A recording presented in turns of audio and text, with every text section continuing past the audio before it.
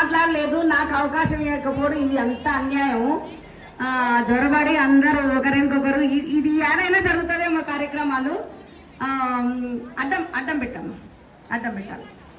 అయితే ఇప్పుడు నేను మాట్లాడతాను, మరి మాట్లాడకుంటే ఎప్పుడు మాట్లాడడానికి అవకాశం ఉండదు అన్నట్టు. వేరే వాళ్ళ పదవి విరమణలో నేను మాట్లాడలేను, నా పదవి విరమణలోనే నేను మాట్లాడాలి.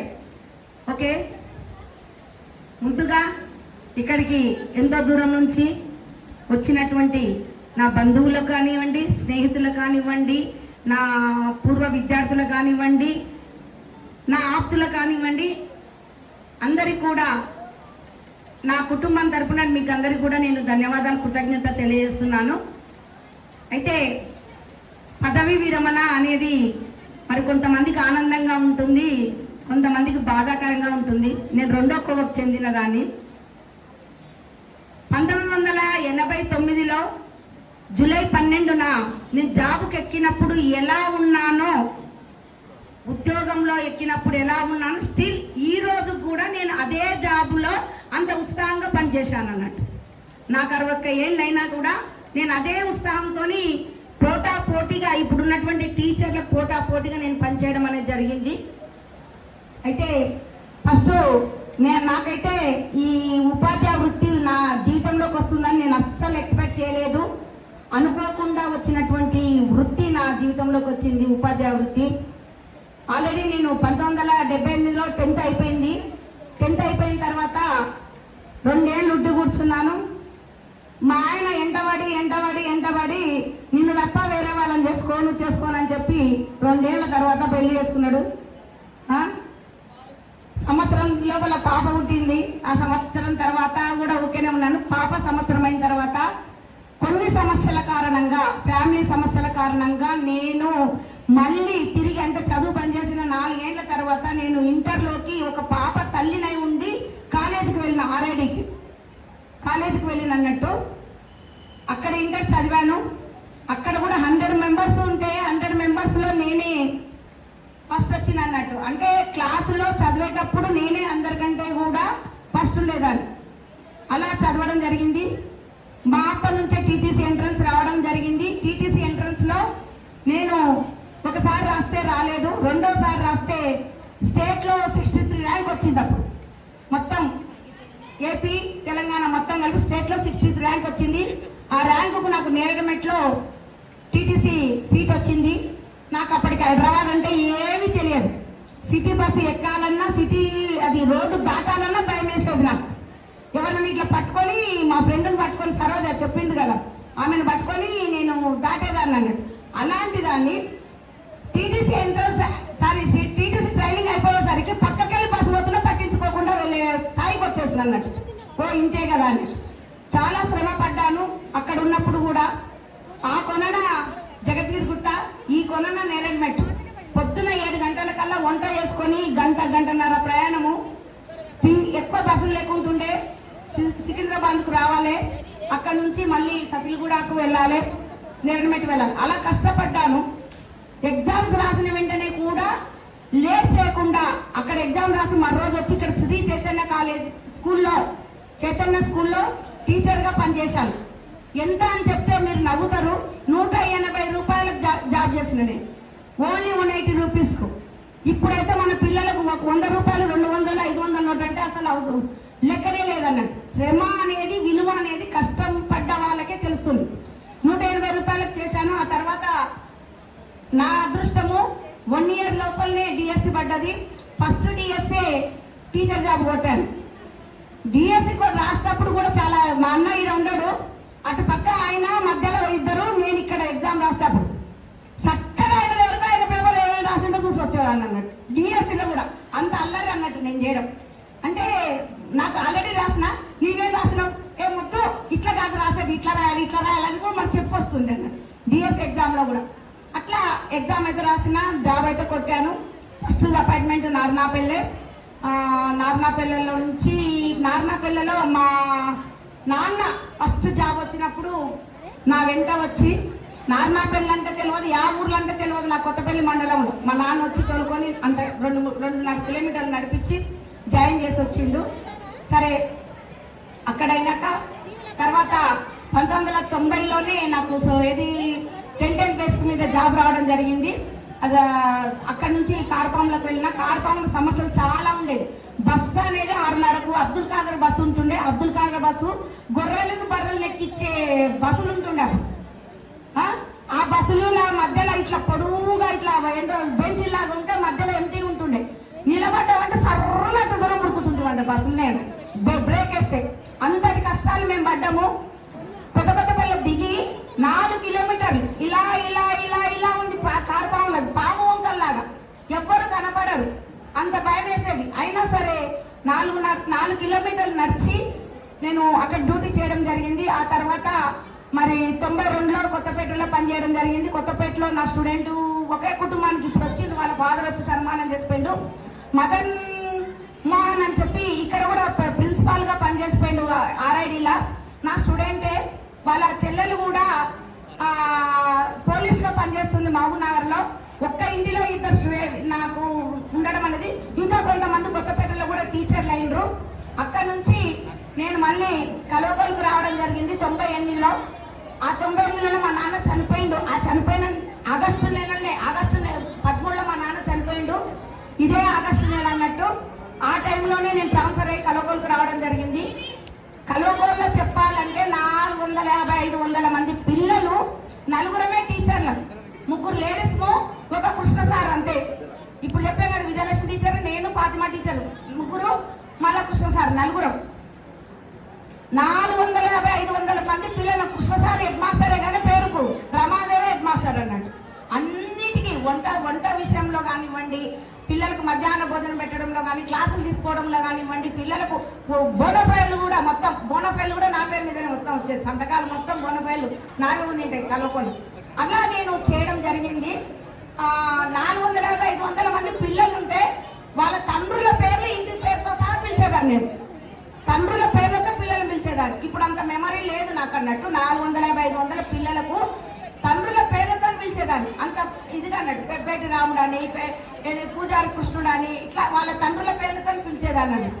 అలా నేను సక్సెస్ఫుల్ గా అంతమంది పిల్లలను చదువు చెప్పడం అనేది జరిగింది. నిజంగా చెప్పాలంటే కలవకోలం నా స్టూడెంట్స్ చాలా వరకు స్టూడెంటేనా?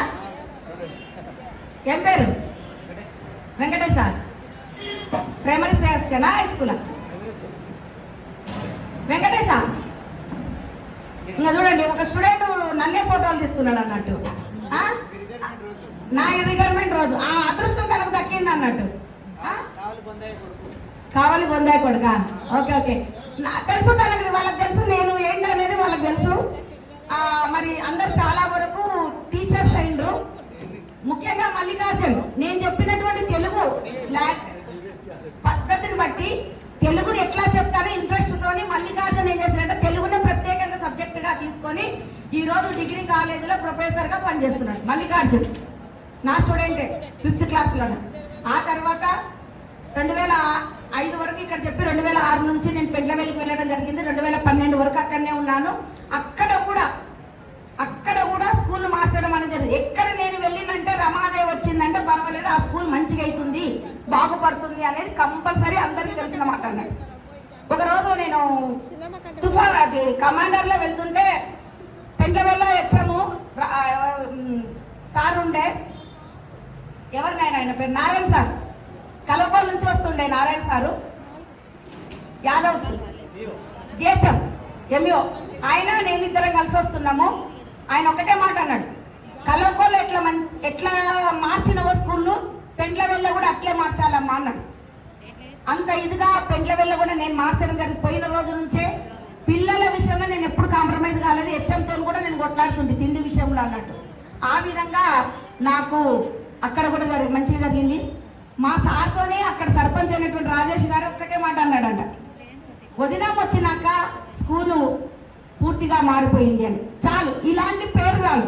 రమాదేవి ఎక్కడ పని చేసినా కూడా ఆ స్కూళ్ళు బాగుపడ్డావి, ఆ విద్యార్థులు మంచిగా చదువుకున్నారనేటువంటి పేరైతే నాకు వచ్చింది.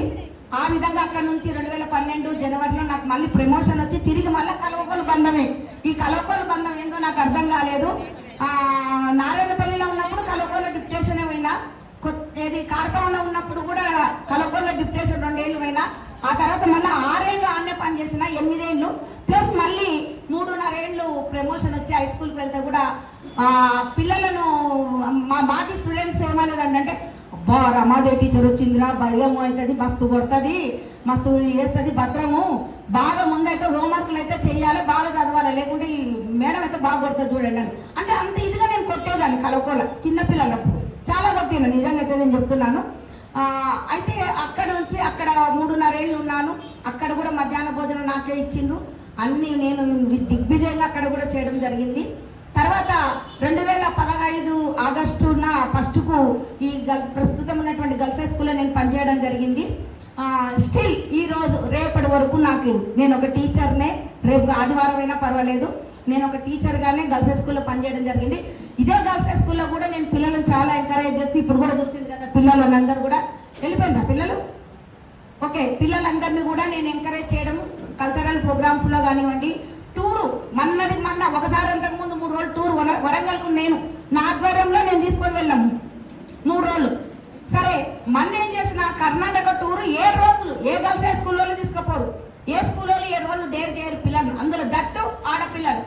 నేను నా ఆధ్వర్యంలో 7 రోజులు దిగ్విజయంగా కర్ణాటక ఆంధ్ర టూర్ను తీసుకెళ్ళి పిల్లలను నేను చూపించడం జరిగింది, మంచి ఎంజాయ్ చేయించడం జరిగింది. ఒక దిక్కు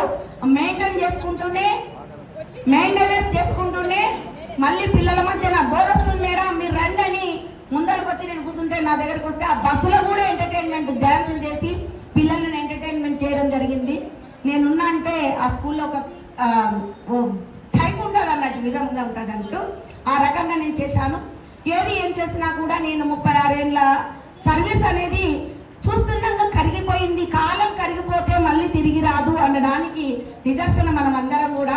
గతించిన కాలాన్ని నెమరేసుకోవాలి, రాబోయేటువంటి భవిష్యత్తును చూస్తూ ముందుకు వెళ్ళాలి. ముందర ఏం జరుగుతుందో మనకు తెలియదు, అంతకుముందు జరిగింది ఏదో మనకు తెలుసు కాబట్టి అన్నట్టు.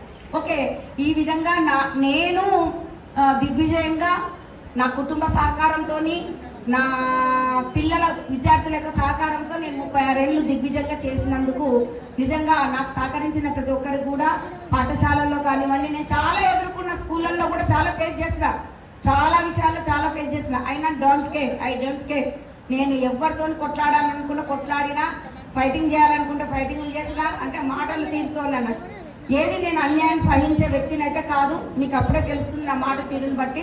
అలా చేసి కొంతమంది టీచర్లు కూడా నేను శత్రులాగానే అయిపోయినా, అయినా నేను బాధపడలేదు. నేను ఎదిరించి మాట్లాడమని నాకు ఒకటే తెలుసాను, తప్పు ఉంటే మాట్లాడతా, తప్పు లేకుంటే కలుపుకుంటా, శత్రువునైనా నా ప్రాణంతో సమానంగా చూసుకుంటా. నా వాళ్ళైనా నాకు బాధ పెడితే మాత్రం నేను శత్రువులా చూసుకుంటా, దూరం చేసుకుంటా. ఇది ఒక్కటి నా సైకాలజీ, నేను మారని, నా వ్యక్తిత్వం అలాంటిది. ఓకే, ఇంత ఈ కార్యక్రమానికి నాకు ఉన్న లోటు ఒకటి. ఆ లోటు ఏంటనేది మీకు అందరికీ కూడా తెలిసింది. బహుశా మా సారు లేకపోవడం అనేది నిజంగా నాకు చాలా దురదృష్టకరం. 2021 కరోనాలో ఆయన చనిపోవడము, నేను ఇద్దరం కలిసి చేసుకుంటాము అని అనుకున్నాను. ఎందుకంటే నా వల్ల నా భర్తకు కూడా గౌరవం ఉంటుంది కలిపి చేసుకోవడం వల్ల అని నేను అనుకున్నాను. బ్యాడ్ లక్, భగవంతుడు ఎవరిని ఏ టైంలో తన దగ్గర తీసుకుపోవాలనుకుంటాడో ఆ టైంలో తీసుకొని పోతాడు అన్నట్టుగా తనని అనుకోకుండా అన్ఎక్స్పెక్టెడ్గా మా నుంచి దూరం అయ్యిండు. అయినా సరే ఇక్కడనే తను ఉన్నాడని నేను అనుకుంటున్నాను. ఎందుకంటే విలేకరులందరూ కూడా వచ్చి నాకు సన్మానం చేయడం అంటే అంత ఆషామాషి కాదు. ఒక విలేకరి భార్యగా ఒక విలేకరిని గౌరవించుకున్నారు వాళ్ళు, నన్ను గౌరవించడం అంటే. అందుకు నాకు చాలా సంతోషంగా ఉంది. ఓకే, ఎన్ని కష్టాలు పడ్డా, ఎన్ని ఆనందాలున్నా, ఎన్ని బాధలున్నా, ఎన్ని ఎదురు దెబ్బలు తగిలినా అన్నిటిని తట్టుకొని నిలబడేటువంటి వ్యక్తే నిజమైనటువంటి హీరో అన్నట్టు. రియల్ సినిమాలో హీరో కాదు, రియల్ సినిమాలో హీరో అన్నట్టు. అలాంటి హీరోగా నేనైతే ఉన్నాను, నేనైతే పోరాడుతున్నాను. ఎక్కడైనా సరే, ఇక్కడ కుల సంఘంలో విషయంలో కానివ్వండి పోరాడుతున్నాను. స్టేట్ లెవెల్లో కూడా ముద్రా సంక్షేమ సమితికి 2 ఏళ్ళు పనిచేశాను. అక్కడ కూడా నేను అడుగు పెట్టాను, లేదా నన్ను స్టేట్ మొత్తం నా పేరు మారుమోగడం అనేది జరిగింది. ఎవరి రమాదేవి నా వీడియోలో ఏది మా ముద్రా జాతి వాళ్ళు లేడీస్కు చూపించేది అన్నట్టు, మోటివేషన్ కోసం అన్నట్టు. అంటే అంత ఇదిగా నేను ఎదగడం జరిగింది. ఓకే, నాకు ఇప్పుడు కూడా ఛానల్స్ ఉన్నవి, పంతులమ్మ ముచ్చట్లని, రమాదేవి బ్లాగ్స్ అని, ఇన్స్టాగ్రామ్ కూడా ఉంది, ఫాలోవర్స్ ఉన్నారు, యూట్యూబర్స్ ఉన్నారు, వీళ్ళందరి అభిమానం అదొక వే. అక్కడ కూడా ఒక కుటుంబం ఉంది, అక్కడ కూడా బిడ్డలు ఉన్నారు, కొడుకులు ఉన్నారు, అక్కలు ఉన్నారు, అన్నలు ఉన్నారు, తమ్ముళ్ళు ఉన్నారు. సంబోధించే విధానం అమ్మ అని సంబోధిస్తారు, అక్క అని సంబోధిస్తారు. అదొక కుటుంబంలో నేను ఒక లైఫ్ లో ఉన్నాను. నాకున్న పరిస్థితులను బట్టి నేను ఇన్స్టాగ్రామ్ లోకి వెళ్ళడం జరిగింది. నాకు మెంటల్ గా నేను డిప్రెషన్ అయిపోయినందువల్ల నేను ఏదో ఇదైపోతుందన్న తరుణంలో నేను ఇన్స్టాగ్రామ్ లోకి వచ్చిన తర్వాత సాంగ్స్ వల్ల నన్ను నేను మర్చిపోయి నాకు ఎన్ని బాధలు ఉన్నాయి, నన్ను ఎవరెవరు ముంచిండ్రు, ఎన్ని లక్షలు ముంచిండ్రు అనేది పూర్తిగా మర్చిపోయాను. చెప్పుకుంటే కష్టం, 40 లక్షలు ముంచింది అంతేగా. అట్లా అన్ని బాధలు నేను పడ్డాను. ఆ టెన్షన్లతో తట్టుకోలేక కూడా నేను ఏదో డిప్రెషన్లోకి వెళ్ళిపోయాను. ఒక సందర్భంలో ఏమైనా చేసుకుందామని కూడా అనిపించేది నాకు. అలాంటి సిచ్యువేషన్ నుంచి నన్ను నేను బయటకు వచ్చిందంటే ఇన్స్టాగ్రామ్ నుంచి, ఆన్లైన్ నుంచి. ఎవ్వరు ఏమన్నా అనుకోని నేను మాత్రం నా ఇన్స్టాగ్రామ్ను వదలను, నా యూట్యూబ్ను వదలను అన్నట్టు.